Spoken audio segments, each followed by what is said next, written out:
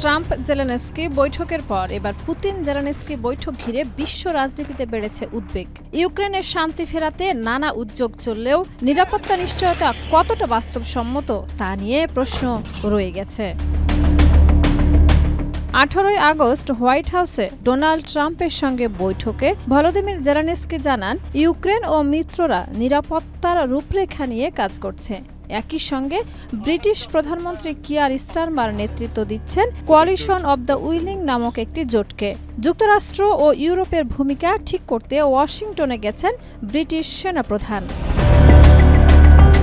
তবে ইউক্রেনের ন্যাটো সদস্য পদ আপাতত হচ্ছে না, কারণ ট্রাম্প তা নাকচ করেছেন। ফলে জোটের নিরাপত্তা নিশ্চয়তা কতটা কার্যকর হবে তা নিয়ে রয়েছে সন্দেহ।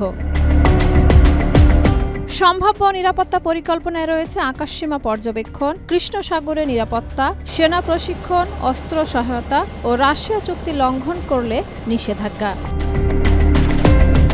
যদিও মার্কিন প্রেসিডেন্ট ডোনাল্ড ট্রাম্প বলেছেন, মার্কিন সেনা ইউক্রেনে যাবে না, ফলে ইউরোপের আস্থাও দুর্বল। রাশিয়া আবার হুঁশিয়ারি দিয়েছে, তাদের বিরুদ্ধে নিরাপত্তা ব্যবস্থা মানা হবে না।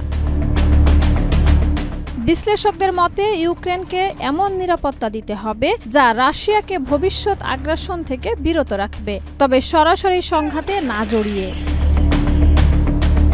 সব মিলিয়ে ইউক্রেনের নিরাপত্তা এখনও অনিশ্চিত। কোয়ালিশন অব দ্য উইলিং এখনও রাজনৈতিক পর্যায়ে সামরিক কার্যকারিতা নির্ভর করছে ভবিষ্যতের সিদ্ধান্তের উপরে। শাহিদা রুবি, মাই টিভি।